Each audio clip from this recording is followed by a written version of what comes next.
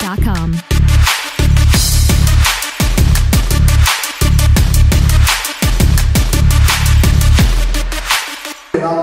மகிமைப்படுவதாக.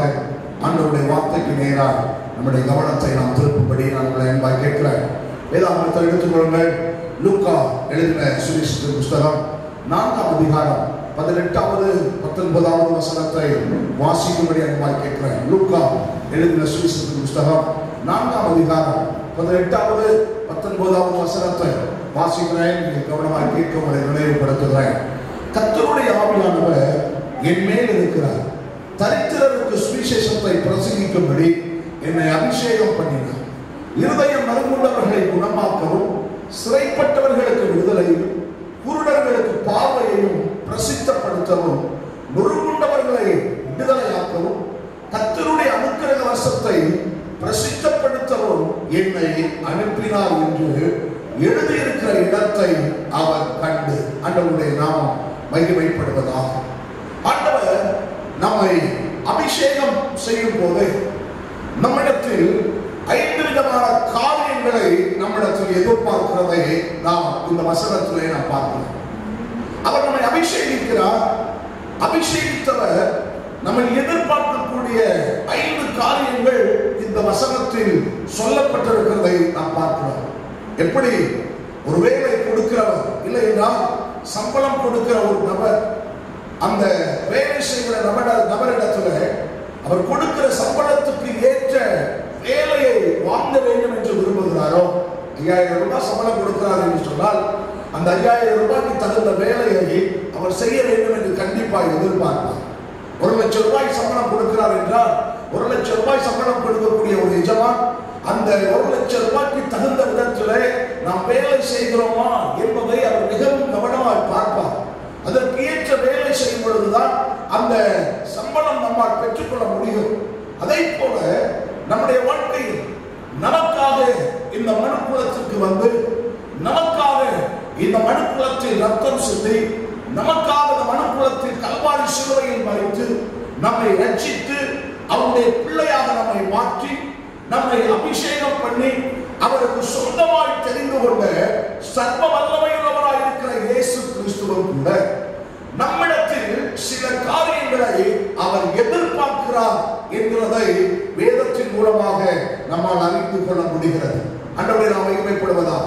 ஒரு வேளையில் ஒருவர் போய் சேர வேண்டும் என்றால் அந்த வேலையில் சேர்வதற்கு முன்பதாக தன்னிடத்தில் இருக்கக்கூடிய தகுதி என்ன, அவர்களிடத்தில் இருக்கக்கூடிய திறமை என்ன, அவர்கள் என்ன படித்திருக்கிறார்கள், அவர்கள் படித்த அந்த சப்ஜெக்டுக்கு ஏற்ற விதத்தில் அவர்களுக்கு இருக்கக்கூடிய டேலண்ட்ஸ் என்னெல்லாம் என்பதை ஒரு இன்டர்வியூ மூலமாக, நேர்காணல் மூலமாக அதை சோதித்து அறிந்த பின்புதான் இவர்கள் திறமை உள்ளவர்களாக இருக்கிறார்கள் என்றால் தான் ஒரு வேலையில் அவர்களை அப்பாயின்மெண்ட் செய்வார்கள். அதற்கு அவர்கள் சூட்டப்பா இல்லை அப்படின்னு சொன்னா அவர்களை அந்த வேலையில் அப்பாயின்மெண்ட் செய்வது இல்லை. ஆனால் நீங்களும் நானும் ஆராதிக்கிற ஆண்டவர் நம்முடைய திறமையை பார்த்தோ, நம்முடைய தாளத்துகளை பார்த்தோ, நம்முடைய ஞானத்தை பார்த்தோ, நமக்குள் இருக்கக்கூடிய செல்வாக்கை பார்த்தோ அவர் நம்முடைய கைகளில் இல்லை என்றால் நம்மிடத்தில் அவர் எதையும் எதிர்பார்க்கவில்லை. ஆண்டவரை நாம் மகிமைப்படுவதாக. அவர் விலையேற பெற்ற சில காரியங்களை நம்முடைய வாழ்க்கையில் தந்து அவர் நம்மிடத்தில் சில காரியங்களை எதிர்பார்க்கிறார். ஆண்டவரை நாம் மகிமைப்படுவதாக. வேலைக்கு சேரணும் அப்படின்னா நம்ம திறமையை வைத்து, நம்முடைய ஞானத்தை வைத்து, நம்முடைய படிப்பை வைத்து, நாம் கற்றுக்கொண்டதை வைத்துதான் வேலைக்கு சேர முடியும். ஆனால் ஆண்டவர் அவருடைய பிள்ளைகளாக இருக்கிற நம்மை திறமையின் அடிப்படையில் அவருடைய வேலையை செய்வதற்கு அழைக்காமல், நம்முடைய தகுதியின் அடிப்படையில் அவருடைய வேலையை செய்வதற்கு அழைக்காமல், வேதம் சொல்லுகிறது அவர் விலையேற பெற்ற சில காரியங்களை நமக்கு கொடுத்து அவருடைய வேலையை செய்வதற்காக நம்மை அழைக்கிறார். ஆமென் சொல்லுங்கள். அல்லேலூயா. ஆண்டவரை நாம் மகிமைப்படுவதாக. அப்படி விலையேற பெற்ற என்ன காரியத்தை அவர் கொடுத்தார்? முதலாவது அவர் விலையேற பெற்ற வேத வசனத்தை ஆண்டவர் நமக்கு கொடுத்திருக்கிறார். ஆமென் சொல்லுங்கள். அல்லேலூயா. வேதத்தில் சொல்லப்பட்டிருக்கிற ஒவ்வொரு வசனங்கள், வாக்குத்தத்தங்கள் ஒவ்வொன்றும் விலையேற பெற்றது. ஆண்டவரை நாம் மகிமைப்படுவதாக. இதை நம்ம காசு கொடுத்து வாங்கல. இந்த வசனங்கள் எல்லாம் ஆண்டவர் நமக்கு ஈவாக இலவசமாக கொடுத்திருக்கிறார். ஆமென் சொல்லுங்கள். அல்லேலூயா. விலையேற பெற்ற வேத வசனங்களை கர்த்தர் நமக்கு தந்திருக்கிறார். இரண்டாவதாக அவர் விலையேற பெற்ற தன்னுடைய ரத்தத்தையே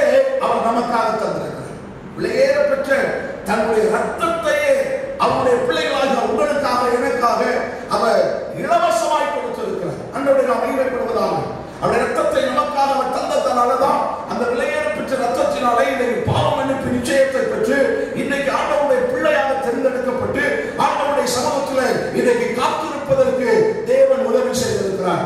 இது நமக்கு ஈவாக இலவசமாக கர்த்தர் நமக்கு தந்தது. இலவசமாய் ஆண்டவர் தந்ததுனால அது சாதாரணமானதல்ல, அது விலையேற பெற்றது. ஆமென் சொல்லுங்க அல்லேலூயா. மூன்றாவது, ஆண்டவர் விலையேற பெற்ற அவருடைய அபிஷேகத்தை கர்த்தர் நமக்கு தந்திருக்கிறார். ஆமென் சொல்லுங்க அல்லேலூயா. ஆண்டவரை நாம் மகிமைப்படுவதாக. அவர் நமக்கு தந்த அபிஷேகம் விலையேற பெற்றது. அபிஷேகம் நமக்கு ஆண்டவர் தந்தபடியினால் தான் இன்றைக்கு அவருக்காக சாட்சியாய் வாழ முடிகிறது. ஆண்டவர் நமக்கு தந்த அபிஷேகம் அற்புதமானது, அது விலையேற பெற்றது. இந்த அபிஷேகத்தை ஆண்டவர் நமக்கு இலவசமாய் தந்திருக்கிறார். ஆண்டவரை நாம் மகிமைப்படுவதாக. பணம் கொடுத்து அபிஷேகத்தை நாம் வாங்கவில்லை, ஆண்டவர் அபிஷேகத்தை இலவசமாய் தந்திருக்கிறார். சீஷர்கள் எல்லோரும் இயேசு கிறிஸ்து பரமேறி போகிற அந்த நேரத்திலே மிகவும் வேதனையோடு கலக்கத்தோடு நின்று கொண்டிருந்தார்கள். இயேசு கூடவே 3.5 ஆண்டுகள் இருந்து இயேசு கூடவே 3.5 ஆண்டுகள் அவருடைய ஊழியத்தில் பங்கு பெற்று சகலவிதமான காரியங்களையும் இயேசுவோடையே அவர்கள் செய்தபடியினாலே அவர்கள் யோசித்தார்கள், இயேசு பரமேறி செல்லும் பொழுது நம்மோடு கூட 3.5 ஆண்டுகள் இருந்த இயேசு கிறிஸ்துவை எப்படி விட்டு பிரிய போகிறோம் என்று நினைத்த போது இயேசு அவர்களுக்கு சொன்னார், எப்படி உங்களிடத்தில் எடுத்துக் கொள்ளப்படுகிறேனோ அதே போல 50ஆவது நாள் பெந்தேகோஸ்தே என்கிற ஒரு நாள் வரும்போது என்னுடைய ஆவியை எப்பொழுதும் உங்களோடு கூட இருக்கக்கூடிய சத்தியபரனாக இருக்கக்கூடிய தேற்றலவாளனாகிய அந்த ஆவியை உங்களுக்கு அனுப்புவேன் என்று சொன்னார். 120 பேர் கைவிட்டு வாங்கில காத்திருந்தார்கள். காத்திருந்த போது ஆண்டவர் வாக்கு பண்ணியபடியே சத்திய ஆவியாகிய பரிசுத்த ஆவியானவராலே கர்த்தர் அந்த பெந்தேகோஸ்தே நாளில் நிரப்பினார். ஆமென் சொல்லுங்க அல்லேலூயா. ஆண்டவரை நாம் மகிமைப்படுவதாக. அப்ப கவனிங்க, இந்த பரிசுத்த ஆவியானவர் விலையேற பெற்ற ஆவியானவர். 3 காரியங்களை சொன்னேன். அவருடைய வசனம் விலையேற பெற்றது, அவருடைய ரத்தம் விலையேற பெற்றது, பரிசுத்த ஆவியானவர் விலையேற பெற்றவர். இந்த விலையேற பெற்ற 3 காரியங்களையும் ஆண்டவர் நமக்கு தந்து அவருடைய வேலையை செய்வதற்கு ஏதோ ஒன்றை நம்மிடத்தில் எதிர்பார்த்து இருக்கிறார். ஆமென் சொல்லுங்கள் அல்லேலூயா. அன்றோடு நாம் மகிமைப்படுவதாக. 160 இருக்கிறார் என்றால் 100 பேரை வைத்து வேலை வாங்கக்கூடிய அளவுக்கு திறமையுள்ளவனாக இருந்தால் தான் 160 என்று சொல்லலாம். ஒரு சேனாதிபதி இருக்கிறார் என்றால் ஒரு சேனாதிபதி ஒரு சேனையை நடத்தக்கூடிய அளவுக்கு அவன் திறமையுள்ளவனாக இருந்தால் தான் அவனை சேனாதிபதி என்று நம்மால் நினைக்க முடியும். அதே போல ஆண்டவர் நம்மை அபிஷேகம் பண்ணி இருக்கிறார். அவர் நம்மை அபிஷேகம் பண்ணி இருப்பதனுடைய நோக்கம் உலகத்தில் இருக்கிற அசுத்த வல்லமைகள் எல்லாவற்றையும் மேற்கொண்டு ஆண்டவருக்காக எழுப்பி பிரகாசிக்கக்கூடிய சுடர்களால் கர்த்தருடைய பிள்ளைகள் ஒவ்வொருவரும் இருக்க வேண்டும் என்பதற்காகத்தான் விலையேறப்பெற்ற அபிஷேகத்தையும் விலையேறப்பெற்ற ரத்தத்தையும் விலையேறப்பெற்ற அவருடைய வசனத்தையும் வாக்குத்தத்தங்களையும் கர்த்தர் நம்முடைய வாழ்க்கையில் கொடுத்திருக்கிறார். ஆமென் சொல்லுங்கள் அல்லேலூயா. ஆண்டவரை நாம மகிமைப்படுவதாக. பழைய ஏற்பாட்டில் அபிஷேகம் என்ற வார்த்தைக்கு ஊற்றப்படுதல் என்கிற வார்த்தை பயன்படுத்தப்பட்டிருக்கிறது. ஆண்டவரை நாம் மகிமைப்படுவதாக. சில நேரம் சில தெய்வங்களுக்கு பால் அபிஷேகம், நெய் அபிஷேகம், அக்னி அபிஷேகம், இல்லை என்றால் எண்ணெய் அபிஷேகம் என்று சொல்லி அபிஷேகம் செய்யலாம். அபிஷேகம் என்றால் என்ன? ஒரு பால் அபிஷேகம் அப்படின்னா பாலை எடுத்து அந்த தெய்வத்தின் மேலாய் ஊற்றினால் அந்த பால் அபிஷேகம். நெய்யை எடுத்து அந்த தெய்வத்தின் மேலாய் ஊற்றினால் நெய் அபிஷேகம். எண்ணெயை எடுத்து அந்த தெய்வத்தின் மேலாய் ஊற்றினால் எண்ணெய் அபிஷேகம். ஒரு அக்கினியை எடுத்து அந்த தெய்வத்தின் மேலாய் வைத்து அந்த தெய்வத்திற்கு பின்னால் அக்கினியால் சூடேற்றினால் அது அக்கினி அபிஷேகம். ஆண்டவரை நாம் மகிமைப்படுவதாக. கவனிங்கள், மனிதன் தெய்வத்திற்கு ஊற்றி அந்த அபிஷேகத்தை பண்ணுகிறான். ஆனால் இயேசு கிறிஸ்துவுக்கு நாம் எதையும் ஊற்ற வேண்டிய தேவையில்லை. அவர் அவருடைய பிள்ளைகளாக இருக்கிற நமக்கு அவருடைய அபிஷேகத்தை ஊற்றி இருக்கிறார். ஆமென் சொல்லுங்கள் அல்லேலூயா. மற்ற தெய்வத்திற்கும் இயேசு கிறிஸ்துவுக்கும் பெருத்த வித்தியாசம் இருக்கிறது. மற்ற தெய்வங்களுக்கு நாம் தான் போய் அபிஷேகம் பண்ணுகிறோம், இந்த அபிஷேகம் அந்த அபிஷேகம் என்று. ஆனால் இயேசு கிறிஸ்துவுக்கு நாம் அபிஷேகம் பண்ண வேண்டிய தேவையில்லை. இயேசு கிறிஸ்து நம்மை அபிஷேகம் பண்ணி இருக்கிறார். ஆமென் சொல்லுங்கள் அல்லேலூயா. அவர் நம்மை அபிஷேகம் பண்ணி இருக்கிறார். ஆசீர்வாதம் என்கிற தைலத்தினால் அவர் நம்மை அபிஷேகம் பண்ணுகிறார். நன்மைகள் என்கிற தைலத்தினால் அவர் அபிஷேகம் பண்ணுகிறார். ஆண்டவரை நாம் மகிமைப்படுவதாக. கிருபை, மகிமை என்கிற ஆசீர்வாதங்களினாலே அவர் நம்மை மகிமைப்படுத்துகிறார். பழைய ஏற்பாட்டை பார்ப்போம் அப்படின்னா பழைய ஏற்பாட்டில் சில மேல ஆண்டவர் தன்னுடைய அபிஷேகத்தை அவர் ஊற்றுகிறார். சிலர் மேல ராஜ அபிஷேகம் அவர்கள் மேல் ஊற்றப்பட்டது. ராஜ அபிஷேகம். ராஜ அபிஷேகம் யாருடைய சிரசு மேலெல்லாம் ஊற்றப்படுகிறதோ அந்த ராஜ அபிஷேகம் ஊற்றப்படும் பொழுது அவருடைய தலையில் ஊற்றப்படுகிற அந்த அபிஷேகமானது அப்படியே நிறைந்து அவருடைய சிரசின் வழியாய் அப்படி வடிந்து வருமா. அதுதான் ராஜ அபிஷேகம் என்பது. அந்த அபிஷேகம் அவருடைய சிரசின் வழியாய் இறங்கி வரும்போதே அந்த தேசத்தை ஆளுகை செய்யக்கூடிய அதிகாரத்தையும் அந்த தேசத்தை ஆளுகை செய்யக்கூடிய சகலவிதமான ஞானத்தையும் அந்த அபிஷேகம் அந்த அந்த நபருக்குள்ளே இருந்து விடுமா. ஆண்டவரை நாம் மகிமைப்படுவதாக. அதே போல சிலருடைய வாழ்க்கையில் ஆண்டவர் தீர்க்கதரிசன அபிஷேகத்தை ஊற்றினார். தீர்க்கதரிசன அபிஷேகம் யார் மேலெல்லாம் ஊற்றப்பட்டதோ அந்த தீர்க்கதரிசன அபிஷேகம் அவர்களுக்குள்ளே ஊட்டப்படும் போது மறைந்து கிடக்கிற மறைப்பொருள்களை வெளிப்படுத்தக்கூடிய விசேஷித்த கிருபையையும் மறைந்து கிடக்கிற மறைப்பொருள்களை வெளிப்படுத்தக்கூடிய விசேஷித்த ஞானத்தாலும் கர்த்தர் தீர்க்கதரிசிகளை நிரப்பி விடுவார். சிலர் மேல மகிமைப்படுவதாக ஆசாரியனுக்குரிய அபிஷேகம் சிலர் மேல ஊற்றப்பட்டது. யார் மேலெல்லாம் ஆசாரியனுக்குரிய அபிஷேகம் ஊற்றப்பட்டதோ அதனுடைய வாழ்க்கையில் எல்லாம் ஆட்டோமேட்டிக்காகவே பணிவிடை செய்யக்கூடிய அந்த அபிஷேகத்தை அந்த ஆவியை பெற்றுக்கொள்வாங்க. பணிவிடை செய்யக்கூடிய அந்த எண்ணம், பணிவிடை செய்ய வேண்டும் என்ற அந்த அபிஷேகத்தை அவர்கள் பெற்றுக் கொள்வார்கள். ராஜ அபிஷேகம், தீர்க்கதரிசி அபிஷேகம், ஆசாரிய அபிஷேகம், இப்படி என்று சொல்லி பலவிதமான அபிஷேகங்கள் ஒவ்வொருவரின் மேலையும் ஆண்டவர் ஊற்றி அவர்களை பயன்படுத்தினார். அதே போல இன்னைக்கு இந்த மாலை நேரத்தில் கர்த்தரை ஆராதிக்கும்படியாக வந்திருக்கிற நம்ம ஒவ்வொருவருடைய வாழ்க்கையிலும் ஆண்டவர் இதை போலவே நம்மே அபிஷேகத்தை ஊற்றி இருக்கிறார். ஆமென் சொல்லுங்கள் அல்லேலூயா. சிலர் மேல ராஜ அபிஷேகம் ஊற்றப்பட்டிருக்கிறது, சிலர் மேல தீர்க்கதரிசன அபிஷேகம் ஊற்றப்பட்டிருக்கிறது, சிலர் மேல ஆசாரியனுக்குரிய அபிஷேகத்தை ஆண்டவர் ஊற்றி அவர்களை நிரப்பி இருக்கிறார் என்று வேதத்தின் வாயிலாக நாம் கற்றுக்கொள்ள முடிகிறது. ஆண்டவரை நாம் மகிமைப்படுவதாக வேதத்தை நீங்கள் பார்ப்பீர்கள் என்றால் ரோமருக்கு எழுதிய நிருபம் 9ஆம் அதிகாரம் 23வது வசனத்தை பாருங்கள். ரோமருக்கு எழுதிய நிருபம் 9ஆம் அதிகாரம் 23வது வசனத்தை நான் வாசிக்கிறேன். தாம் மகிமைக்காக எத்தனமாக்கின கிருபை பாத்திரங்கள் மேல் தம்முடைய மகிமையின் ஐஸ்வரியத்தை தெரியப்படுத்தவும் சித்தமாய் அழிவுக்கு எத்தனமாக்கப்பட்ட கோபாக்கினை பாத்திரங்கள் மேல் மிகவும் நீடிய சாந்தத்தோடு பொறுமையாயிருந்தாரானால் உனக்கு என்ன என்று சொல்லப்பட்டிருக்கிறது. பவுல் ரோமருக்கு நிருபத்தில் சொல்கிறார், கோபாக்கினையின் பாத்திரங்கள் மேல் நீடிய சாந்தத்தோடு பொறுமையோடு இருந்தால் உனக்கு என்ன?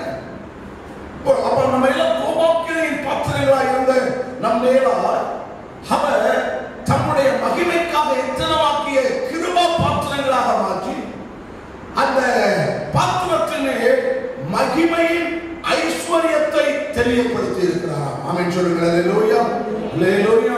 2 கொரிந்தியர் நிருபம் 4ஆம் அதிகாரம் 7வது வசனத்தை பார்ப்பீர்கள் என்றால் 2 கொரிந்தியர் நிருபம் 4ஆம் அதிகாரம் 7வது வசனத்தை பார்ப்போம் என்றால் அதை சொல்லப்படுகிறது, இந்த மகத்துவமுள்ள வல்லமை எங்களால் உண்டாயிராமல் தேவனால் உண்டாயிருக்கிறது என்று விளங்கும்படி இந்த பொக்கிஷத்தை மண்பாண்டங்களில் பெற்றிருக்கிறோம். ஆண்டவரே நாம் மகிமைப்படுவதா இந்த மகிமை என்கிற இந்த பொக்கிஷத்தை நம்முடைய மண்பாண்டமாக இருக்கிற நம்முடைய சரீரத்திலே இதை நாம் பெற்றிருக்கிறோம்.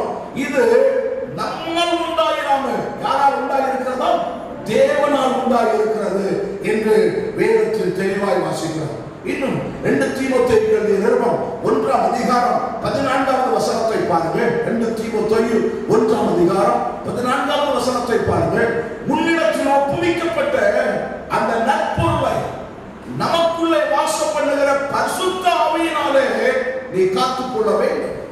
அப்ப நம்மிடத்தில் ஒப்புவிக்கப்பட்ட கோபாக்கினையின் பாத்திரமாக இருந்தோம். அந்த கோபாக்கினையின் பாத்திரத்தை ஆண்டவர் கிருபையின் பாத்திரமாக மாற்றுகிறார்.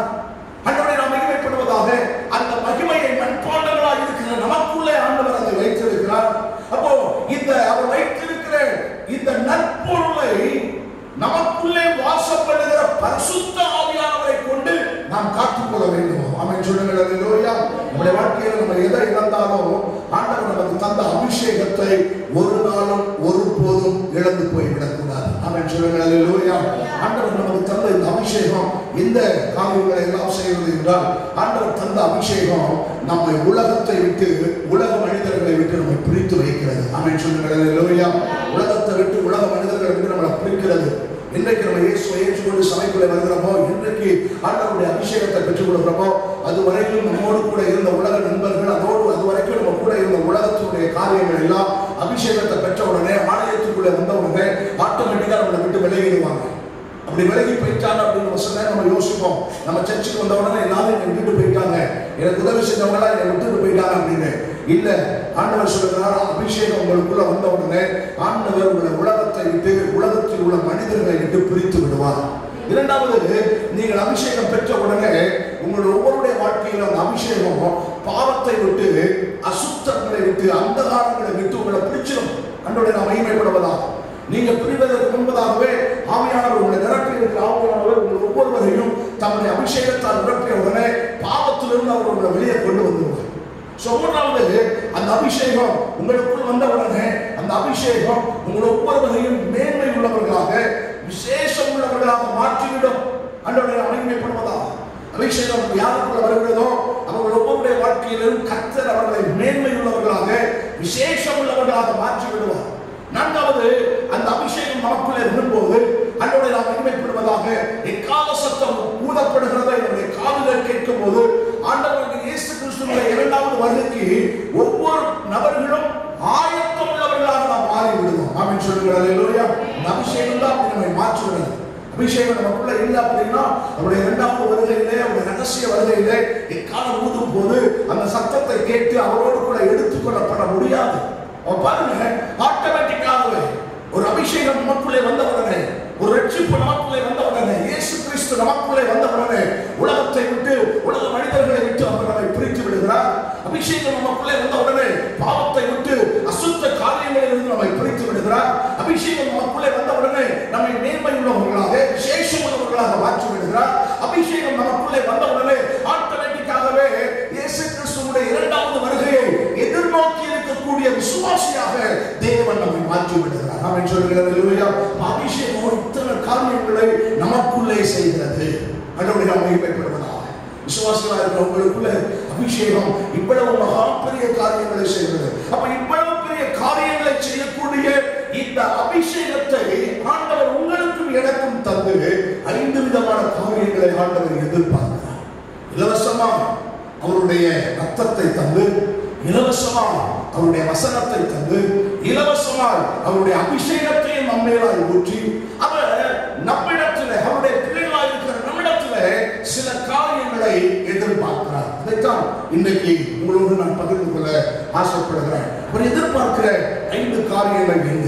முதலாவது, நாம் வேதத்திலே வாசித்தோம், லூக்கா 4வது அதிகாரத்திலே நாம் வாசித்தோம்.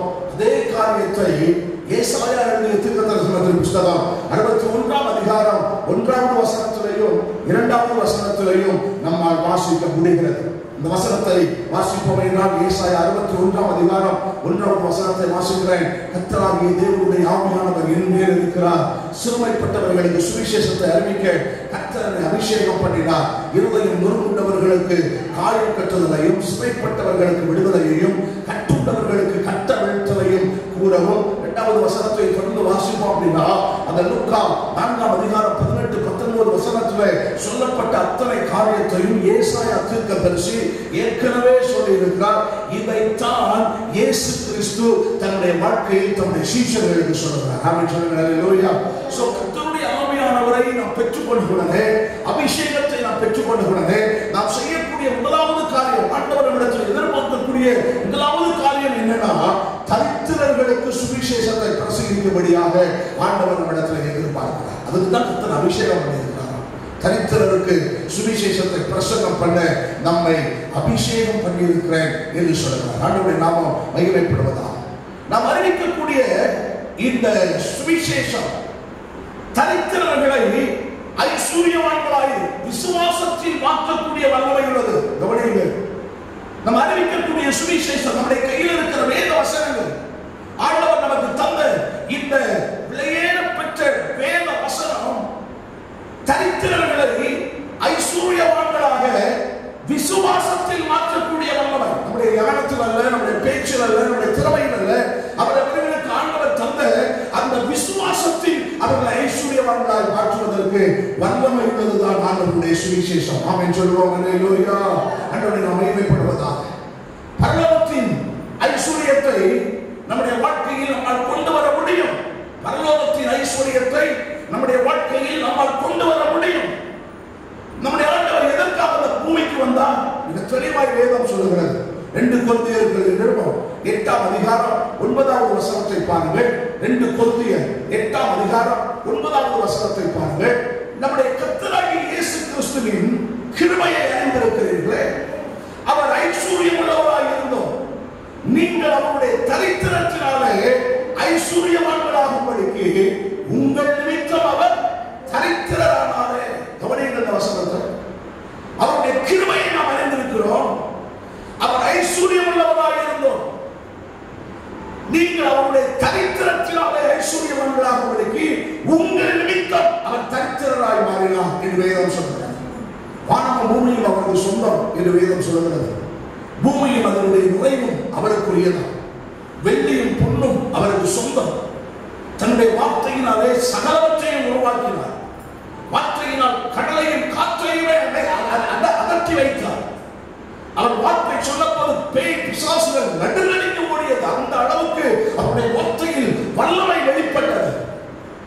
அவர் ஒரு வார்த்தை சொல்லப்போது சகலமும் நினைப்பது, தண்ணீர் ரசமா மாறுது ஒரே வார்த்தையில். அண்டவரை நாம் மகிமைப்படுவதாக. மழை பெய்யுதோ அப்படின்னா மழை பெய்யுது, நெல் அப்படின்னா நிக்குது. அந்த அளவுக்கு வார்த்தையில் வல்லமை உள்ளவர். அவ்வளவு ஆசீர்வாதங்களும் அவரிடத்தில் இருந்தது. ஆனால் வேதம் சொல்லுகிறது அவருடைய பிறப்பு சாதாரணமான ஒரு குடிசையில், ரோட்டு ஓரமாக, ஒரு மரத்துக்கு அடியில் ஏழ்மையின் ரூபத்தை அமைத்திருக்கிறார். ஏன் என்றால் அவருடைய தரித்திரத்தினால் தான் நாம் ஆசீர்வதிக்க ஐஸ்வர்யவான்களாய் மாற முடியும் என்று தேவனுடைய திட்டம் இருந்தபடியால், அவருடைய தரித்திரத்தினாலே தான் நம்முடைய வாழ்க்கையில் ஐஸ்வர்யவான்களாய் மாற்ற முடியும் என்கிற சத்தியத்தை வெளிப்படுத்துவதற்கு அவர் பிறப்பு தரித்திரமான கோலத்தில் இருந்தது. சொன்னாலும் நீங்க என்ன பார்ப்பீங்க அப்படின்னா, அவர் பிரசங்கிக்க வருகிறார். பிரசங்கிக்க வரும்போது அவருக்குன்னு ஒரு பிரசங்க மேடை இல்லை. அவருக்குன்னு ஒரு பிரசங்க மேடை இல்லை. அதனுடைய அமைமைப்படுவதாக இரவலாக பேதுருடைய படகை கேட்கிறார்.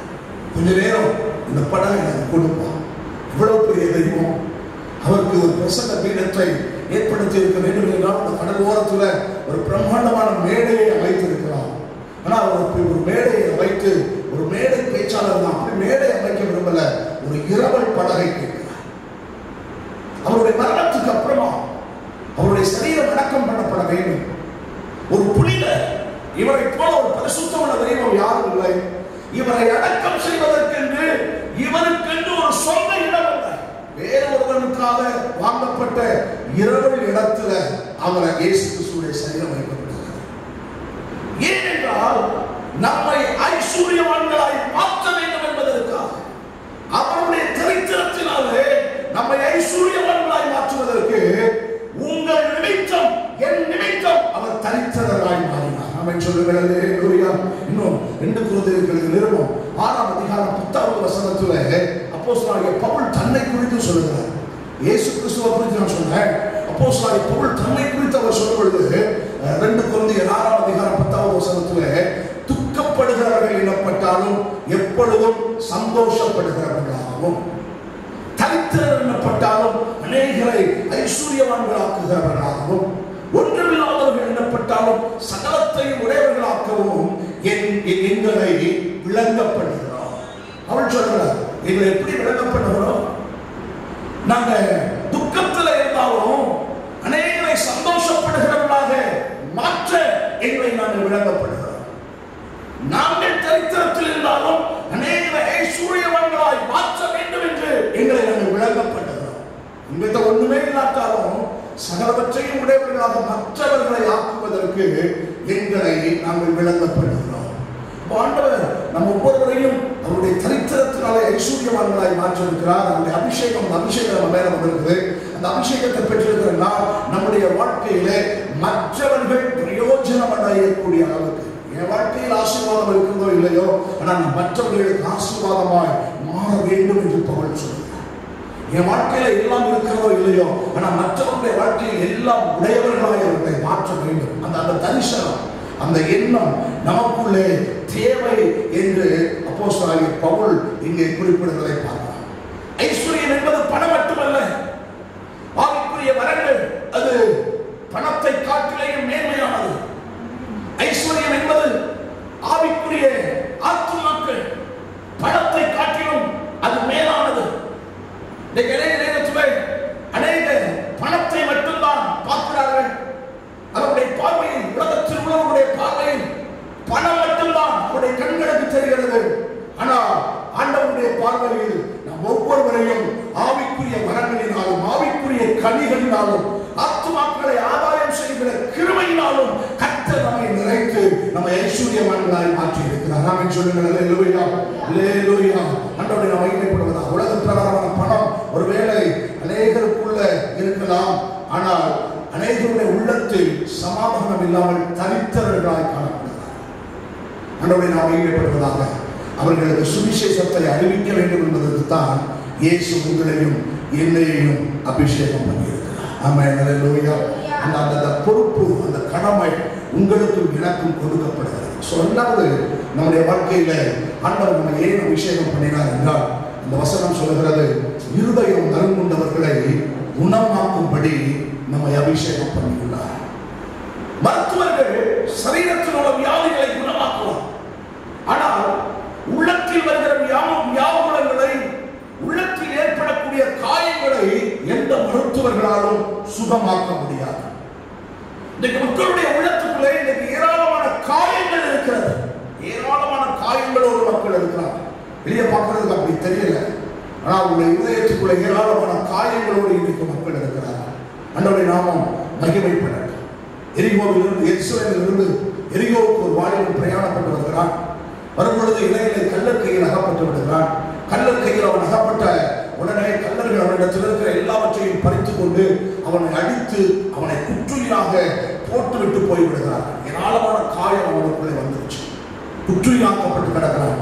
இப்ப அவன் யோசிக்கிறான், ஐயோ நான் ஏன் எருசலேமிலிருந்து வந்தேன், எருசலேமிலேயே நான் இருந்திருக்கலாமே, ஐயோ நான் தப்பு பண்ணிட்டேன், இவங்கெல்லாம் சொன்னாங்களே, இவங்க சொன்னதெல்லாம் நான் கேட்காம அதெல்லாம் மீறி என்று சொல்லி அவனுடைய உள்ளம் பல விதங்களில் திகைத்திருக்கலாம், பல விதங்களில் அவனுடைய உள்ளம் யோசித்திருக்கலாம்.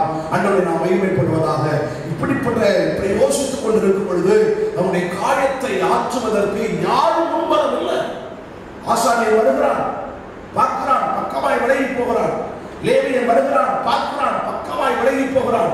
அவர்கள் எல்லாம் உதவி செய்வார்கள் என்று எதிர்பார்த்தார். அவர்கள் எல்லாம் பக்கமாய் விலகி போனார்கள். ஆனால் சமாரியன் ஒருவர் வருகிறான். சமாரியன் ஒருவர் வந்த போது அவனை பார்த்து அவனுடைய அருகாமையில் போய் அவனை தூக்கி எடுத்து வைத்து அவனுடைய காயங்களில் எண்ணெயையும் திராட்சை ரசத்தையும் வார்த்து அவனுடைய காயங்களை எல்லாம் துடைத்து அவனுடைய நாம் மகிமைப்படுவதாக அவனை தன்னுடைய தோளின் மேலாய் தூக்கி தன்னுடைய சொந்த வாகனத்தின் மேலாய் வைத்து சத்திரத்துக்கு நேராய் கொண்டு போய் சத்திரக்காரனுடைய கையில அவனை கொடுத்து சத்திரக்காரனிடத்தில் சொல்லுகிறான், இவனை பார்த்துக்கொள், நான் திரும்ப வருவேன், இன்னும் எவ்வளவு செலவாய் இருக்கிறதோ நான் திரும்ப வரும்போது அதை சொல்லு, நான் அந்த பணத்தை உனக்கு திரும்ப தந்து விடுவேன் என்று சொல்லி ஒரு சமாரியன் ஒருவன் வந்து அவனுக்கு உதவி செய்தார்.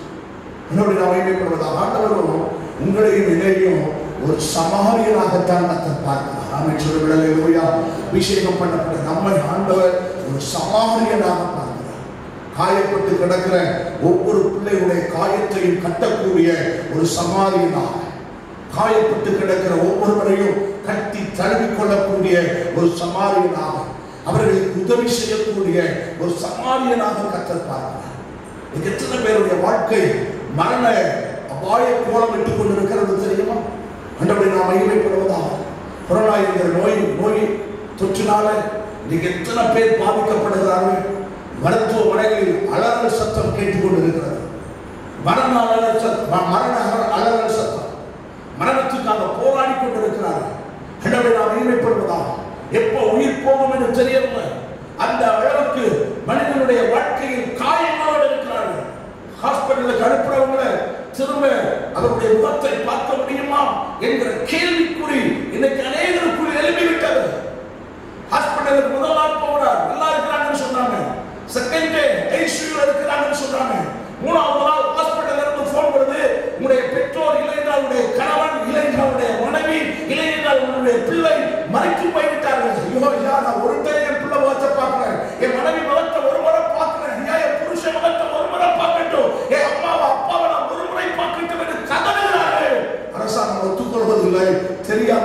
போய் அவர்களை தகனம் செய்து விடுகிறார்கள். எத்தனை பேர் காயத்தோடு இருக்கிறார்கள்.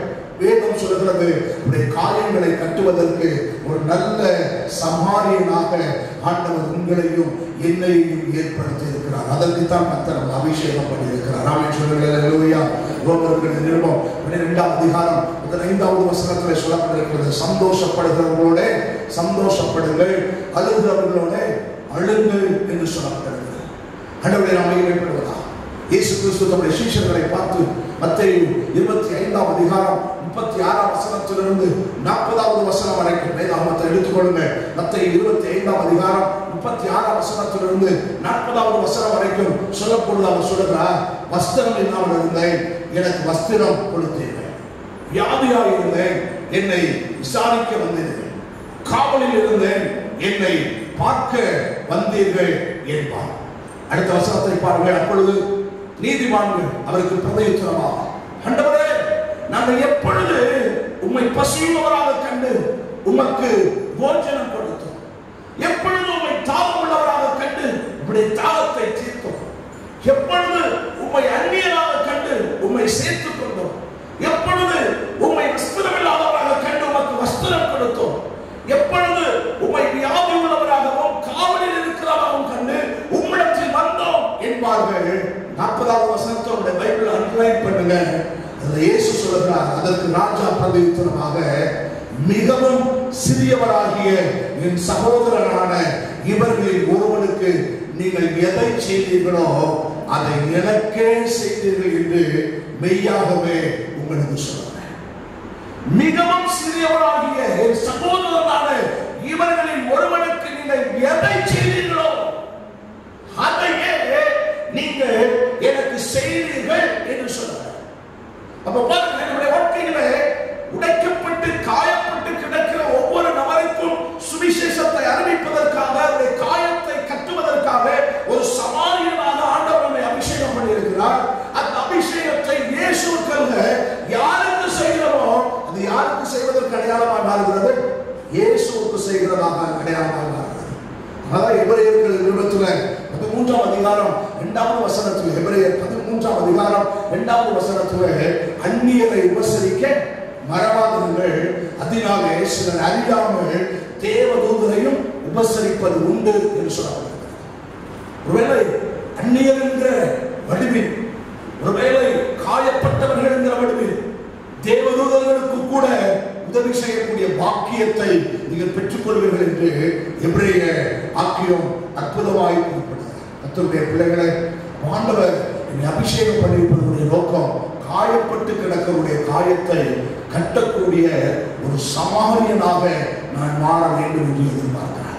மூன்றாவது, ஆண்டவர் ஏன் என்னை அபிஷேகம் பண்ணியிருக்கிறார் என்றால், சிறைப்பட்டவர்களுக்கு விடுதலை கூறும்படி ஆண்டவர் என்னை அபிஷேகம் பண்ணினார் என்று சொல்லப்பட்டது. சிறைப்பட்டவர்களுக்கு விடுதலை சொல்ல, பாவம் என்கிற சிறையில் அநேகர் அடைக்கப்பட்டு இருக்கிறார்கள். யார் இந்த பாவத்தில் இருந்து விடுவிக்க முடியும், யாரால் விடுவிக்க முடியும் என்று சொல்லி இன்னைக்கு அநேகர் பாவம் என்கிற சிறை பிடிப்புக்குள்ளே இருக்கிறார்கள். இன்னும் சிலருடைய வாழ்க்கையை பார்ப்பவர்கள் என்றால் பிசாசுடைய கட்டுகளுக்குள்ளே கட்டப்பட்டவர்களாக இருக்கிறார்கள். லேகியோன் என்கிற பிசாசு பிடித்த ஒரு மனிதனை பாருங்கள். அவனை ஒரு அசுத்த வல்லமை அவனை கட்டி வைத்திருந்தது. அன்றபடி நான் மகிமைப்படுவதா, வீட்டில் இருக்க விடவில்லை, அவனை தன்னுடைய பெற்றோர்களோடு சந்தோஷமாய் பேச விடவில்லை. இந்த லேகியோன் என்கிற பிசாசு அவனை அடிமைப்படுத்தி வைத்திருந்தது. எப்ப பார்த்தாலும் அவனை கல்லறையில தான் இருக்க வைத்தது. எப்ப பார்த்தாலும் அவனை அறியாமலேயே ஒரு கல்லை எடுத்து தன்னை கீறிக்கொள்ள வைக்கிறது. சுயநிலைவற்றவனாக, சுய அறிவு இல்லாதவனாக இன்னைக்கு அநேக நேரத்திலே சத்துருவானவன் பலரை தன்னுடைய ஆதிக்கத்துக்கு கீழே சிறை பிடித்து வைத்திருக்கிறார். அன்றோடு நாம் மகிமைப்படுவதாக, உலக பிரகாரமான சிறையிருப்பு உண்டு, ஆவிக்குரிய சிறையிருப்பு உண்டு. இந்த இரண்டு சிறையிருப்புகளை மாற்றுகிறவர் இயேசு ஒருவர் மாத்திரமே. ஆமென் சொல்லுங்கள். அல்லேலூயா. இன்னைக்கு அநேக உலக பிரகாரமான சிறையிருப்புகளையும் ஆவிக்குரிய சிறையிருப்புகளையும் கட்டப்பட்டு அதிலிருந்து விடுவிக்கப்பட முடியாமல் இருக்கிறாங்க. அப்படிப்பட்டவர்களுக்கு சுவிசேஷத்தை அறிவிப்பதற்கு தான் கர்த்தர் உங்களையும் என்னையும் அபிஷேகம் பண்ணியிருக்கிறார். ஆமென் சொல்லுங்கள். அல்லேலூயா. நம்முடைய கையில் இருக்கக்கூடிய இந்த சுவிசேஷம் இது ரெண்டு பகுதியாக சொல்லலாம். ஒன்று விடுதலையின் சுவிசேஷம், விடுதலையாக்கும் சுவிசேஷம். இன்னொன்று மகிமையின் சுவிசேஷம் என்று சொல்லலாம். இந்த சுவிசேஷ வசனத்தை விடுதலையாக்கும் சுவிசேஷம் என்று சொல்லலாம். அநேகருடைய வாழ்க்கையில் பாவத்திலிருந்தும் சாபத்திலிருந்தும் பலவிதமான வியாதிகளிலிருந்தும் கட்டுகளிலிருந்தும் விடுவிக்கக்கூடிய ஒரே வல்லமையுடைய சுவிசேஷம் எது என்றால் இந்த வேத புத்தகம் மட்டும்தான். ஆமென் சொல்லுகிறேன். அதனால அந்த விடுதலையின் சுவிசேஷ புத்தகம் என்று சொல்கிறார். இரண்டாவது மகிமையின் சுவிசேஷ புத்தகம் என்று சொல்லலாம். ஏனென்றால் நம்முடைய வாழ்க்கையில், இந்த உலக வாழ்க்கையை நாம் முடிக்கும் போது நம்முடைய மரணத்திற்கு பின்பதாக நம்முடைய வாழ்க்கையை நம்மை பரலோகத்துக்கு கொண்டு செல்லக்கூடிய ஒரே சுவிசேஷ புத்தகம் இந்த வேத புத்தகம் மட்டும்தான். ஆமென் சொல்லுகிறேன். இந்த வேத புத்தகம் மட்டும்தான் நம்முடைய வாழ்க்கையில் பரலோகத்துக்கு போகக்கூடிய வழியை காட்டி கொடுத்திருக்கிற புத்தகம். அதனால்தான் இந்த புத்தகத்தை விடுதலையாக்கும் சுவிசேஷம் என்றும் இந்த புத்தகத்தை மகிமையின் சுவிசேஷம் என்றும் சொல்றார் வேதத்துல. அதனாலதான் ஆண்டவர் சொன்னார் யோவான் 8ஆம் அதிகாரம் 36வது வசனத்துல, குமாரன் உங்களை விடுதலையாக்கினால் மெய்யாகவே விடுதலையாவீர்கள். யோவான் 8ஆம் அதிகாரம் 32வது வசனத்துல, சத்தியத்தையும் அறிவீர்கள், சத்தியம் உங்களை விடுதலையாக்கும். 1 கொரிந்தியர் 3ஆம் அதிகாரம் 16வது வசனத்திலே, தேவனுடைய ஆவி உங்களில் வாசமாக இருக்கிறார் என்று அறிந்திருக்கிறீர்களே, கர்த்தருடைய ஆவியானவர் எங்கேயோ அங்கே விடுதலையும் உண்டு. ஆண்டவரை நாம் மகிமைப்படுவதா? அப்ப ஆண்டவர் சிறையிருப்பில் இருக்கிற நம்மை விடுவிப்பதற்காக நம்மை அபிஷேகம் பண்ணி இருக்கிறார். ஆமென் சொல்லுங்கள். அவர் எதிர்பார்க்கிறார். நீங்க ஒவ்வொருவரும் சிறையிருப்புக்குள்ளே இருக்கிற ஜனத்தை, பாவம் என்ற சிறையிருப்பில் இருக்கிறவர்களை, சத்துருவின் பிடியில சிறைப்பிடிக்கப்பட்டு வைத்திருக்கிற அந்த ஜனங்களை விடுவிப்பதற்கு நீங்களும் நானும் சுவிசேஷத்தை அறிவிக்க போக வேண்டும் என்று கர்த்தர் நம்மிடத்தில் எதிர்பார்க்கிறார். நான்காவது, ஆண்டவர் நம்ம ஏன் அபிஷேகம் பண்ணினார் என்றால் சொல்லப்பட்டிருக்கிறது, குருடர்களுக்கு பார்வை கொடுக்கும்படிக்கு நம்மை அபிஷேகம் பண்ணினார் என்று சொல்லப்பட்டிருக்கிறது. எழுத்தின்படியான குருடர்கள் உண்டு, ஆவிக்குரிய குருடர்கள் உண்டு. இயேசு ஒருவர்தான் உண்மையான தெய்வம் என்று சொல்கிறார்கள். ஆனால் இயேசுவை ஏற்றுக்கொள்ள அவர்கள் மறுக்கிறார்கள். காரணம் என்ன? இயேசுதான் உண்மையுள்ள தெய்வம் என்று அவர்களுக்கு தெரிகிறது. ஆனால் ஏன் இயேசுவை ஏற்றுக்கொள்ள மறுக்கிறார்கள் என்றால் அவருடைய கண்கள் பிசாசானவன் குருடாக்கி வைத்திருக்கிறான். இன்னைக்கு அநேகர் வேத புத்தகத்தை அப்படியே நம்புகிறார்கள். வேத புத்தகத்தில் இருக்கிற ஒவ்வொரு வார்த்தையும் இன்னைக்கு நிறைவேறிக் கொண்டிருக்கிறது என்பதை இன்னைக்கு எல்லா மார்க்கத்தில் உள்ளவர்களும் நம்புகிறார்கள். ஆனால் இந்த வேத வசனத்தை வாசிக்க விடாமல், இந்த வேத வசனத்தில் சொல்லப்பட்டிருக்கிற காரியத்தின்படி அவருடைய வாழ்க்கையை அமைத்துக் கொள்ள விடாமல் பிசாசானவன் அநேகருடைய கண்களை குருடாக்கி வைத்திருக்கிறான். அநேகருக்கு தெரியும் இயேசு ஒருவரால்தான் பரலோகத்துக்கு நம்மை கொண்டு போக முடியும் என்று சொல்லி. பரலோகம் ஒன்று இருக்கிறது, மறுவாழ்வு என்று ஒன்று இருக்கிறது. அதற்கு இயேசு ஒருவர் தான் வழி, சத்தியம், ஜீவன் என்பது அவர்களுக்கு தெரியும். பரலோகத்தை குறித்த நம்பிக்கை இருக்கிறது. ஆனால் அவருடைய வாழ்க்கையில் உலகத்தை விட்டு, உலக மாற்றங்களை விட்டு இயேசுவின் அண்டையில் வருவதற்கு பிசாசானவன் அநேகருடைய கண்களை குருடாக்கி வைத்திருக்கிறான். ஆண்டவரை நாம் மகிமைப்படுவதாக இப்படி குருட்டாட்டமாக இருக்கக்கூடிய ஒவ்வொருவருக்கும் இயேசுவை அறிவிப்பதற்காகத்தான் கர்த்தர் அவனை அபிஷேகம் பண்ணியிருக்கிறார். ஆமென் சொல்லுங்கள். அல்லேலூயா, அல்லேலூயா. மத்தேயு 5ஆம் அதிகாரம் 8வது வசனத்தை வாசிப்போம் என்றால், இருதயத்தில் சுத்தமுள்ளவர்கள் பாக்கியவான்கள், அவர்கள் தேவனை தரிசிப்பார்கள் என்று சொல்லப்படுகிறது. யார் தேவனை தரிசிக்க முடியும்? இருதயத்தில் சுத்தமுள்ளவர்கள். தாவீது எனவேதான் 119ஆம் சங்கீதம் 18வது வசனத்தில் அவர் சொல்லுகிறார், உமது வேதத்தில் உள்ள அதிசயங்களை நான் பார்க்கும்படிக்கு என்னுடைய கண்களை திறந்தரலாம். கர்த்தருடைய பிள்ளையே, வேதத்தின் அதிசயங்களை காண்பதற்கு இன்னைக்கு உலகத்தில் இருக்கிற கண்கள் திறக்கப்பட வேண்டும். இயேசு ஒருவரே தெய்வம் என்பதற்கு இன்னைக்கு பிசாசு அநேகருடைய கண்களை குருடாக்கி வைத்திருக்கிறார். அவருடைய கண்கள் திறக்கப்பட வேண்டும். அவருடைய கண்களை திறக்க வேண்டும் என்பதற்காகத்தான் கர்த்தர் உங்களையும் என்னையும் அபிஷேகம் பண்ணியிருக்கிறார். ஆமென் சொல்லுவோம். அல்லேலூயா. 5வது, ஆண்டவர் ஏன் நம்மை அபிஷேகம் பண்ணியிருக்கிறார் என்றால் அவருடைய அனுக்கிரக வருஷத்தை பிரசித்தம் செய்ய வேண்டும் என்பதற்காக அவர் நம்மை அபிஷேகம் பண்ணியிருக்கிறார். அவருடைய அனுக்கிரக வருஷத்தை பிரசங்கிக்க என்னுடைய அர்த்தம் என்ன?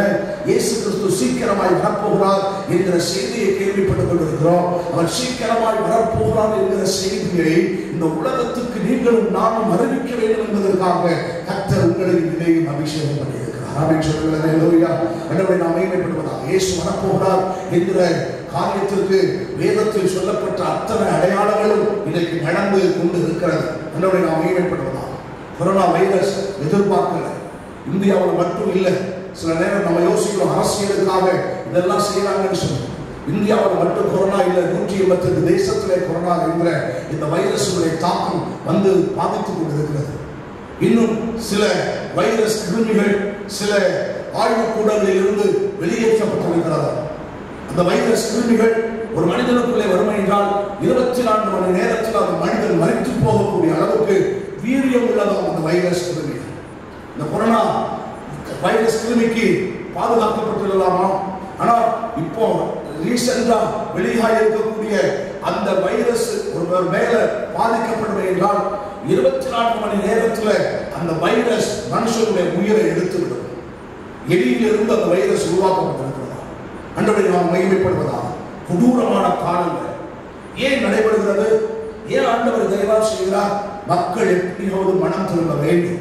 இயேசு கிறிஸ்து சீக்கிரமாய் வர வேண்டும் என்று வாக்கு பண்ணியிருக்கிறார். அவருடைய வார்த்தைகள் எல்லாம் நிறைவேற வேண்டும் என்கிற ஒரே நோக்கத்துக்காகத்தான்.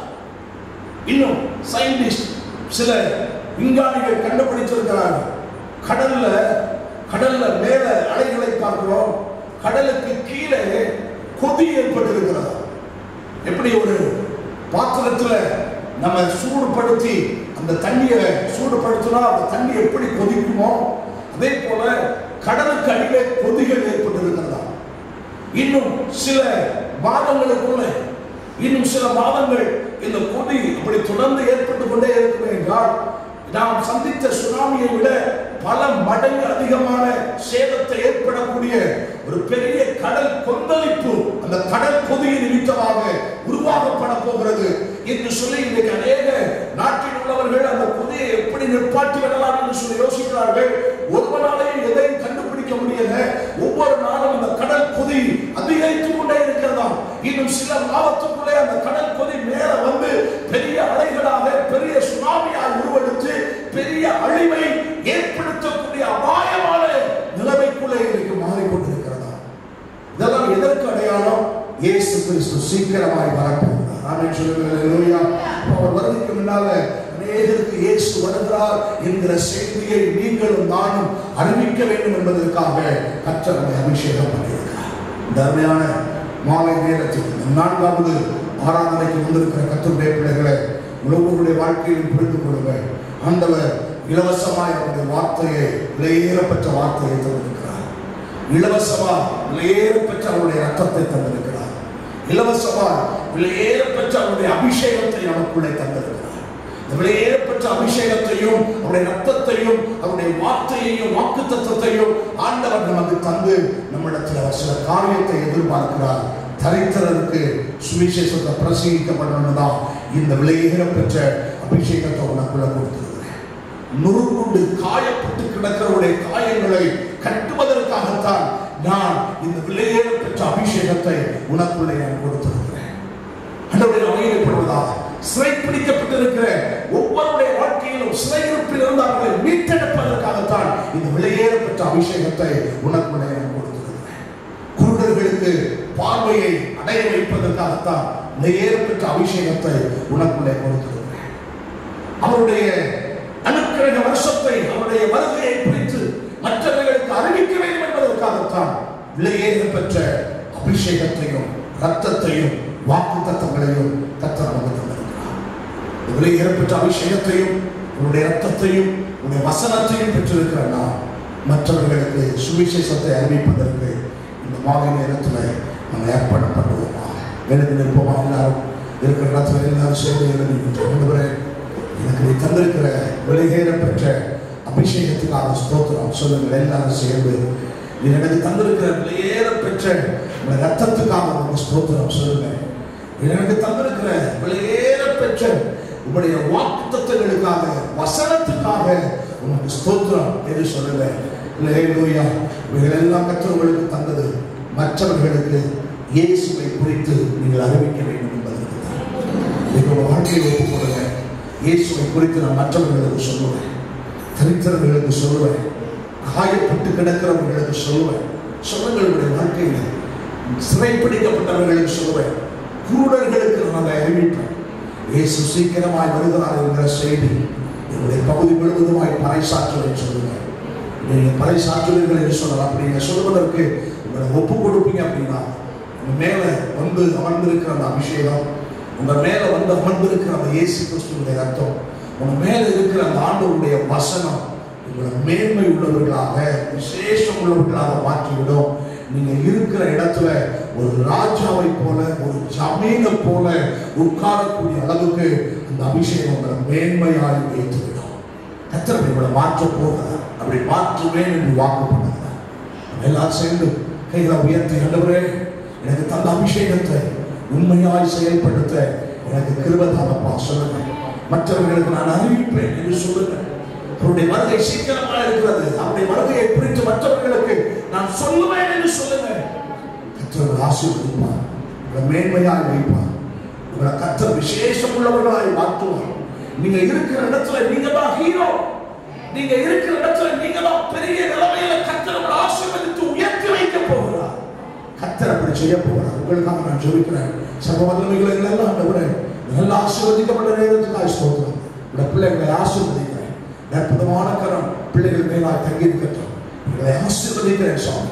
உங்கள் மேல் தந்திருக்கிற அந்த வெளியேற பெற்ற அபிஷேகத்தை கொண்டு இந்த பிள்ளைகள் இந்த பட்டணத்தில் பிரகாசிக்கக்கூடிய சுடர்களால் மாறட்டும் என்று இவர்களை ஆசீர்வதிக்கிறேன். இவர்களை மேன்மையாய் வைத்தரணும். இவர்களை விசேஷம் உள்ளவர்களாய் மாற்றிவிடும். இவர்கள் இருக்கிற இடத்துல கண்மலையில் இருக்கிற ஒரு பட்டணத்தை போல நம்முடைய பிள்ளைகள் தலை நிமிர்ந்து இருக்கக்கூடியவர்களாய் இவர்களை மாற்ற வேண்டும் என்று இன்றைக்கு நான் ஆசீர்வதிக்கிறேன். அப்படியே செய்வீராக. இயேசுவின் நாமத்தில் ஜெபிக்கிறோம் எங்கள் நல்ல பிதாவே, ஆமென். என் ஆத்துமாவே கர்த்தரை ஸ்தோத்திரி, என் முழு உள்ளமே உம்முடைய பரிசுத்த நாமத்தை ஸ்தோத்திரி. என் ஆத்துமாவே கர்த்தரை ஸ்தோத்திரி, கர்த்தர் செய்த சகல உபகாரங்களை மறவாதே. ஆமென். அல்லேலூயா, அல்லேலூயா, அல்லேலூயா. ஸ்தோத்திரம். கர்த்தர் ஒவ்வொருவரையும் ஆசீர்வதிப்பாராக. God bless you.